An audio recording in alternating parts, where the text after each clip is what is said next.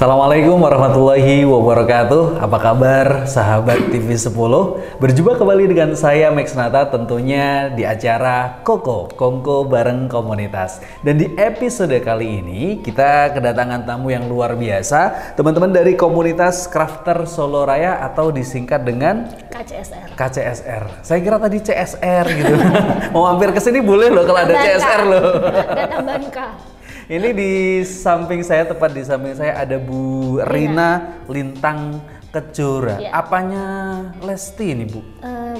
Beda Tetangga atau tetangga, oh tapi tetangga, jauh. tetangga jauh. Saudara jauh ya? Jauhnya jauh banget.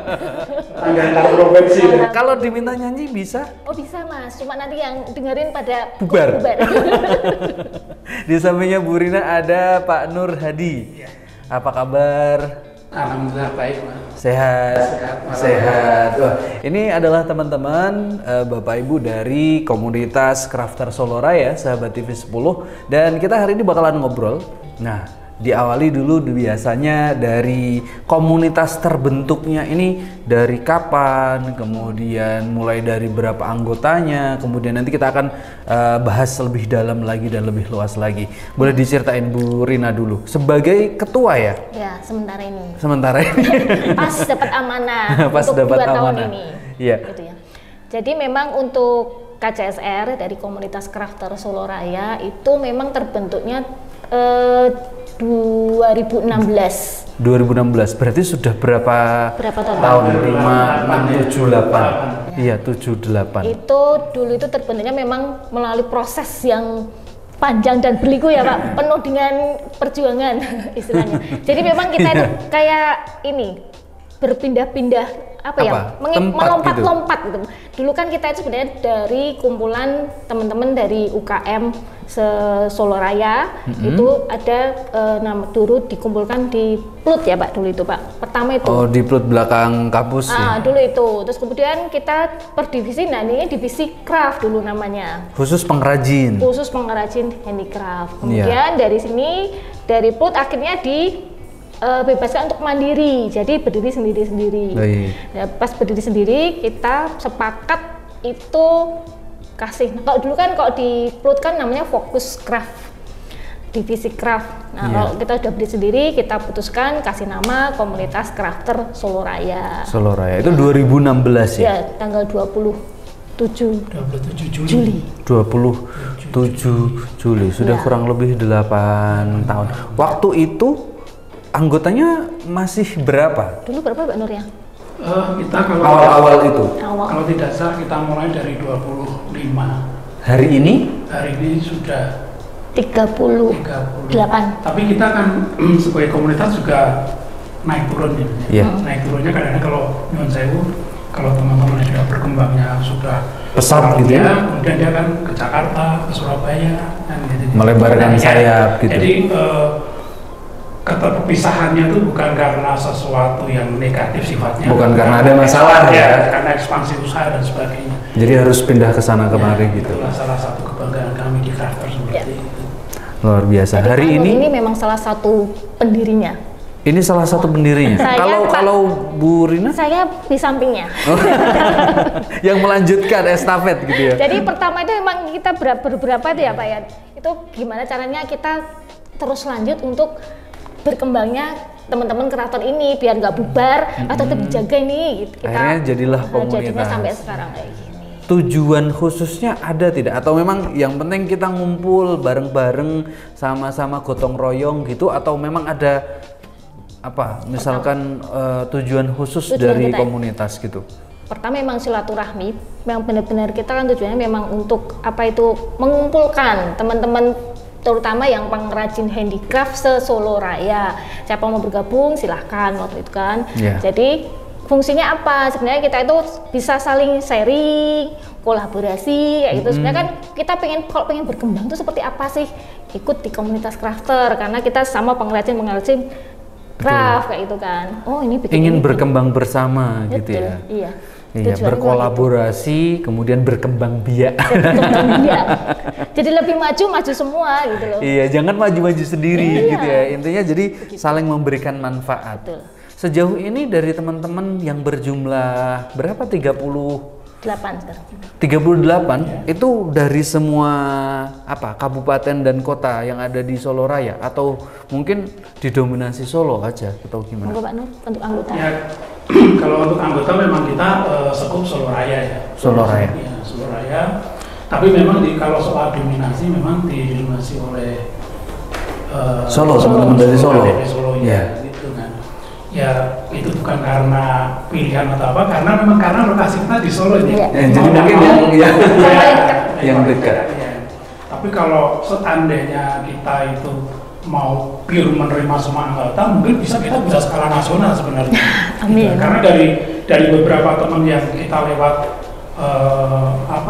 kayak sosmed dan sebagainya itu kadang-kadang kan mereka bertanya kan, bisa nggak kami bergabung sebenarnya? Betul. Tapi karena kita menyadari kapasitas kita untuk keterbatasan mungkin juga ya. Jadi daripada nanti kita hanya istilah Jawa nih Mayaworo dan sebagainya, lebih baik kita fokus gitu. Kualitas.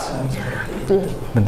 Nah, dari teman-teman anggota ini, apakah kalau mau jadi anggota itu ada syarat khususnya atau gimana? Kalau dilihat dari 2016 sudah 8 tahun, kemudian yang sekarang 30-an, berarti nambahnya nggak terlalu banyak gitu. Ya. Ini gimana? Itulah sisi eksklusifnya kita. Berarti eksklusif ya? Iya, bukan sebenarnya enggak. Kalau teman-teman bilangnya craftery eksklusif, craftery tertutup dan sebagainya, sebenarnya enggak. Cuma memang kita untuk syarat dan ketentuan kalau mau masuk crafter memang ada. Iya. Jadi memang tidak tiba-tiba atau ujuk-ujuk daftar masuk gitu ya. Enggak. Jadi harus ada mau masuk belum aja harus melewati proses. Bener itu. Ospek dulu ya. Jadi gini, sebenarnya kalau konsep kita kan sebenarnya kan sidik tapi mentes loh Mas. Nggak usah anggotanya nggak banyak-banyak. Kalaupun bisa banyak tapi mentes semua ya nggak apa-apa. Nggak masalah. Cuma kalau sementara harus sedikit tapi bisa mentes, ya itu dulu kita kembangkan semaksimal mungkin. Jadi untuk syarat-syaratnya memang ada. Contohnya apa gitu? Misalnya? 1, domisili di Solo Raya. Solo Raya. 2, punya produk sendiri.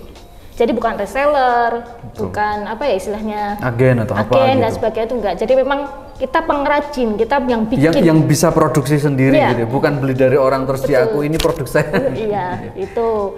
Terus yang ketiga, setelah punya produk itu nanti harus mengikuti kopdar setidaknya 2 kali. Jadi harus kopdar dulu. Ikut kopdar dulu. Dari situ kan bisa mengenal teman-teman craftery kayak apa. Betul. Kita bisa nyaman atau enggak, karena ini nanti akan jadi keluarga kita kan. Iya, karakternya pun pasti macam-macam gitu ya dalam jadi sebuah 2 kali komunitas. pertemuan mungkin ternyata nggak cocok, saya mundur aja kayak gitu. Ternyata enak ya, maju terus. Berarti ada yang keluar masuk juga ya sempat ya, karena mungkin bisa jadi kurang ini pas atau apa. Peraturan kita malah meremove.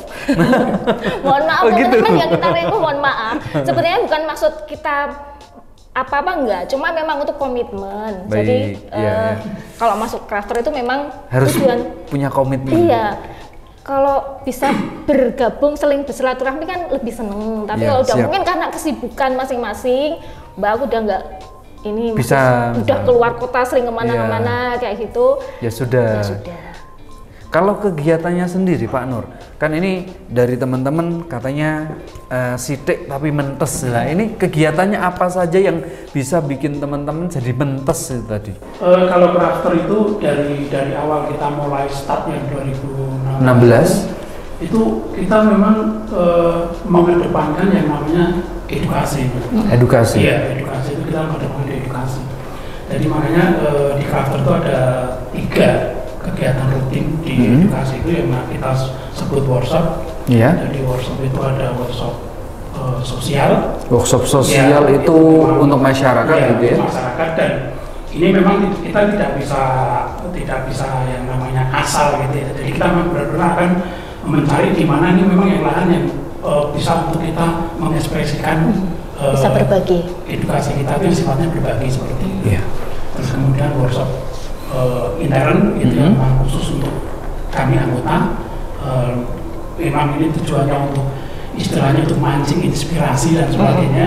Ini biasanya yang jadi narasumber atau trainernya dari luar atau dari internal sendiri yang sudah punya cakupan yang lebih luas begitu? Kalau untuk intern itu bisa 2 arah. Jadi kita bisa antar teman, juga kita bisa menghadirkan dari luar yang kita pandang memang itu kita butuhkan. Oh baik, sesuai tema gitu ya. Kan kita menghadirkan dari luar bukan kita akan mencontek apa yang dia sampaikan, tapi inspirasi mahalnya yang kita ambil. Iya, siap. Kemudian yang tadi workshop internal, yang satunya lagi workshop berbayar. Eksternal ya. Eksternal yang berbayar itu biasanya kita ada kerjasama dengan mungkin toko aksesoris, kita kerjasama dengan suatu kelembagaan walaupun swasta dan sebagainya. Nah kalau ini memang target kita memang ada target ekonomi ya, jadi ada untuk pemasukan crafter dan sebagainya. Dan karena apalagi setelah kita hari-hari ini juga crafter butuh effort yang agak kencang juga, jadi ya mau nggak mau yang namanya crafter berbayar memang kita pacu lebih tinggi lagi seperti. Jadi ini untuk kepentingan di internal crafters itu sendiri juga ya, untuk memberikan manfaat keluar, hanya ini bentuknya berbayar. Iya, itu. Dan itu nanti kalau untuk yang berbayar memang pemateri harus dari anggota kami. Baik. Sahabat TV 10 sepertinya semakin menginspirasi dan semakin mengedukasi. Tapi kita jeda sesaat dan kita akan segera kembali lagi. Tetap di Koko Kongko bareng komunitas.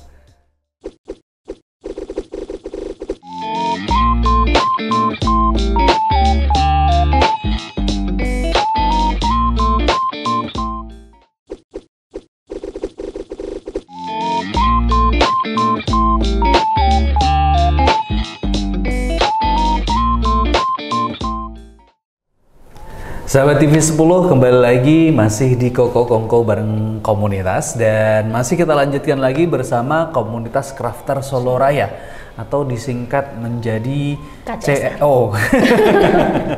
Saya mau bilang CSR, KCSR ya sahabat TV 10. Kalau soal tadi kan sudah ngobrol kegiatan, terus keanggotaan gitu. Ini jenis craft atau kerajinan apa saja yang diproduksi yang ada di teman-teman KCSR itu, Bu Rina? Kalau untuk jenisnya produk di teman-teman itu banyak, tapi memang kebanyakan emang dari kain ya, berbahan kain, dari memang pembuatan dari kain perca itu untuk tas dan sebagainya itu lebih banyak. Kemudian ada yang dari kulit, ada yang dari kayu, pembuatan wayang, apalagi Pak Nur ini lukis itu ada 2, Pak Nur sama Pak Nur ini lukis kain. Ada Mbak Sasa itu lukis kaleng, jadi pemanfaatan kaleng bekas itu yang dilukis. Terus ada yang ekoprint lagi ngetren-ngetrennya. Iya betul. Nah, itu kayaknya sering ketemu di mana-mana ekoprint sekarang itu ya. Lagi trending yang lagi booming. Ini teman-teman dari ekoprint itu ada dari Godongku, dari Ririn ekoprint, sama dari Dongnom ekoprint. Biasanya yang dibentuk yang dicap dengan ekoprint ini apa saja bentuknya? Maksudnya tas kah atau apakah? Macam-macam. Kalau temennya ada yang, kalau Mas Nizar itu yang dari Dongnom itu dia ke kaos emang di ekoprint. Kalau Bu Rinu sama Mbak itu dari Godongku itu ada kain, ada yang dibentuk bikin tas-tas kayak gitu untuk handicraftnya. Siap-siap, banyak juga ya. Jadi produk dari teman-teman Crafter Solo Raya. Ini adakah produk yang diunggulin atau semuanya sama atau gimana? Semua unggulan. Semuanya unggul. Unggulan dan punya kelebihan masing-masing. Itulah kelebihan kita. Jadi tiap anggota tuh punya ininya sendiri-sendiri, kekuatan sendiri-sendiri. Ya itulah yang kemudian menjadi persyaratan untuk menjadi anggota Crafter, kan dia harus mempunyai ciri.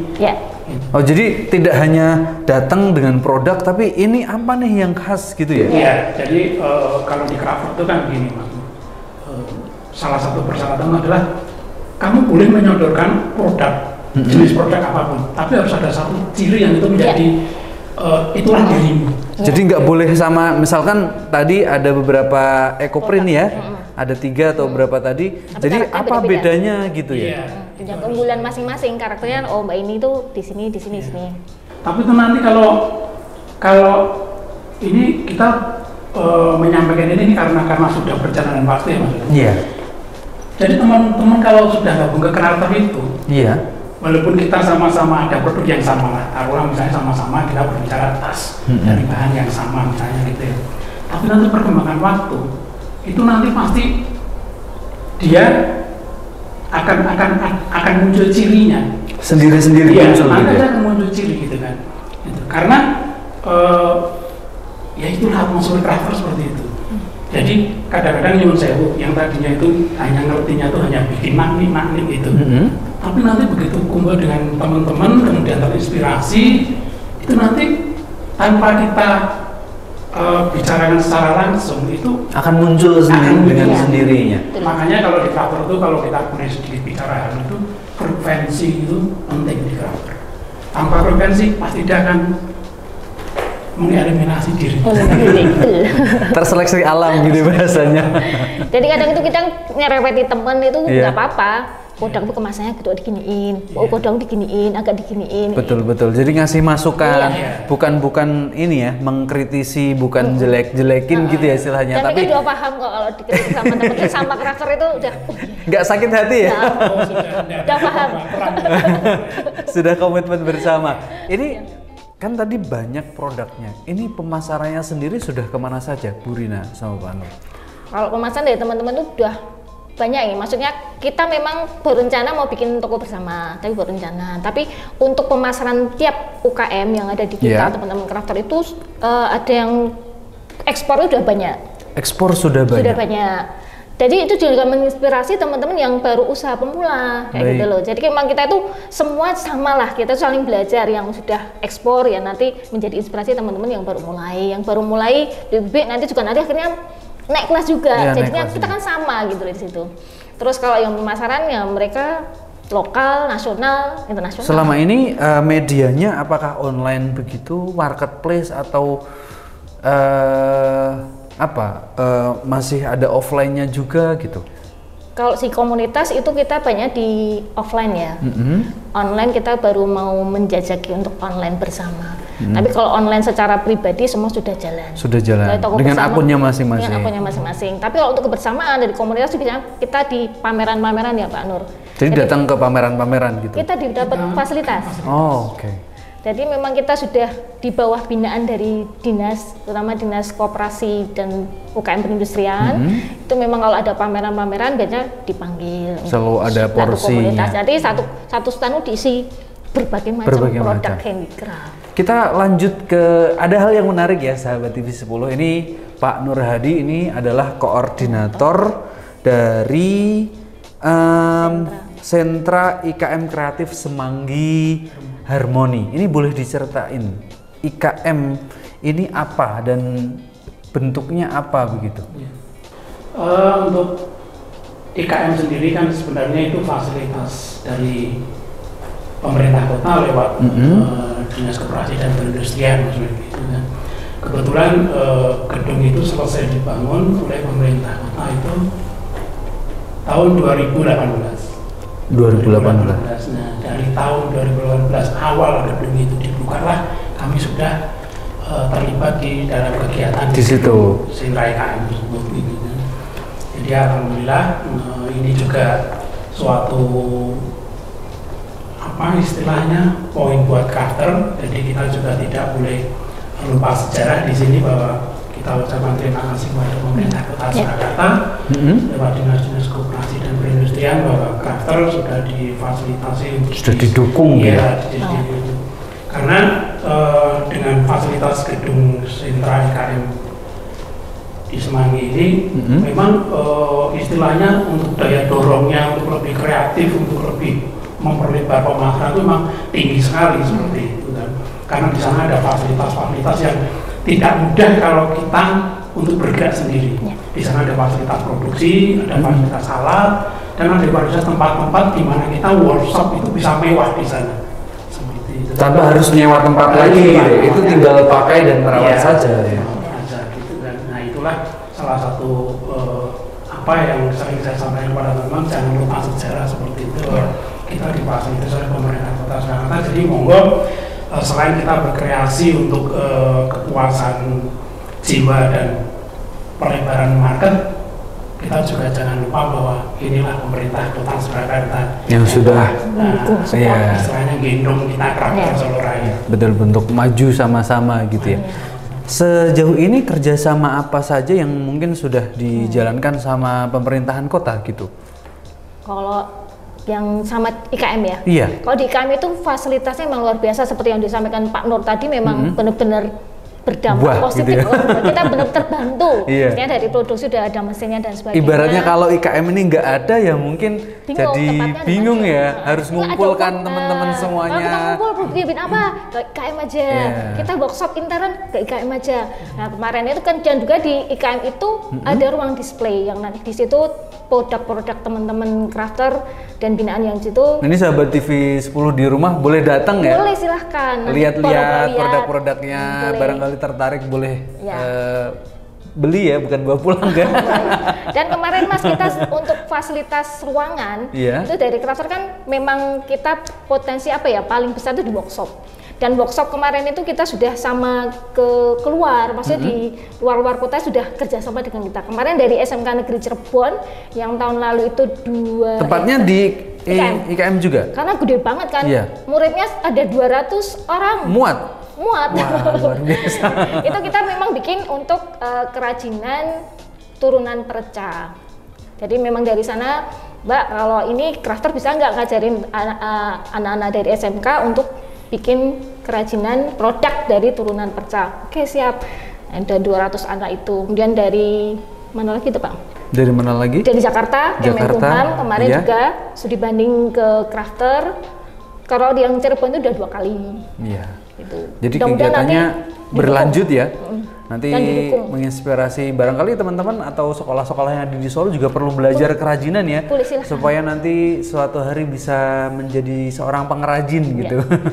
Kalau ngisi workshop kita sudah kemana-mana, sekolah juga sudah kemana-mana. jadi ada tim workshop. Tim workshopnya sendiri. Ada khusus. Seperti tadi yang diceritakan Pak Nur tentang workshop eksternal tadi ya. Jadi tim trainernya atau narasumbernya dari teman-teman crafter. Tim workshop ini kita tidak, karena kita basic pada orang-orang kreatif ya. Yang bikin. Jadi kadang-kadang kita itu agak tidak kaku lah istilahnya. Kadang-kadang kita untuk pelaksanaan workshop intern, kadang-kadang kita mencari tempat yang tidak harus kaku di dalam gedung, gitu kan. Kadang-kadang kita boleh di luar, seperti itu. Pokoknya kalau sudah ketemu crafter itu asik nih. Suka bikin ini Mas, unak-unik dulu. Apapun jadi produk yang bisa dijual. Gitu. Diutak-utak jadi produk gitu ya. Jadi crafter ini memang kadang-kadang ya karena kita sudah menyatu, sudah menjiwa dan sebagainya. Kadang-kadang kita ketemu dimanapun itu tidak pernah lepas yang namanya bicara kreatif. Gitu. Makanya inspirasi kita nggak pernah putus, tidak pernah hanya terkotek pada acara aja. Makanya yang tadi Pak Nur ceritakan, yang awalnya mungkin bergabungnya belum ada ciri khas yang khusus, kemudian bertumbuh sama-sama akhirnya muncul juga cirinya. Itu bagian dari keunggulan dari teman-teman crafter berarti ya. Dan yang kita bersyukur alhamdulillah itu dengan adanya IKM ini, kemudian kita secara tidak langsung mempunyai suatu ruang di mana konsultasi itu terjadi. Antara apa ini? Jadi kadang-kadang ada masyarakat, ya kita tuh tidak tahu. Jadi kulon ke situ ketemu kita, hanya menanyakan, misalnya contoh ini, Mas Nur, saya punya materi seperti ini, harus mesti tahu kita bikin apa ini. Ini bisa jadi apa misalkan gitu ya? Gitu kan. Kami di IKM itu sampai terjadi seperti itu. Itu dari masyarakat, dari IKM? Ya, gitu kan. Jadi ya, monggo mungkin lewat Mas Wipri kami bisa sampaikan. Atau boleh menyampaikan media sosialnya? Sesuai tagline kita. Iya, apa itu tagline-nya? Tadi belum sempat di-spill. Kreativitas tanpa batas. Wah, mantap. Karena kita kreativitas memang gak ada batasnya Pak Nur. Apapun bisa kita siap-siap bikin sekreatif mungkin. Buat sahabat TV 10 yang merasa punya kreativitas tanpa batas, jangan lupa punya produk juga.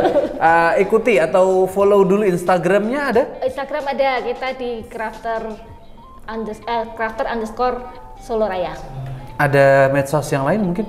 Baru itu. Baru Instagram ya, crafter_Soloraya. Jangan lupa di follow. Kemudian kalau pengen tahu lebih jauh bisa hubungi. Ada nomornya yang bisa dihubungi atau DM gitu ya? DM aja. Silakan, silakan DM atau langsung ke IKM ya. Ke IKM. Betul. Boleh main-main, boleh bertanya-tanya. Kalau udah punya produk yang ini mau belajar bareng, mau berkolaborasi bareng, silahkan gabung. Kita Bisa selalu banget. terbuka sebenarnya untuk teman-teman seluruh pengrajin craft itu Di Boleh, Solo Raya. Kami mungkin bisa nambahin sedikit Mbak. Ya, silakan. Sampaikan Mbak Rina ini.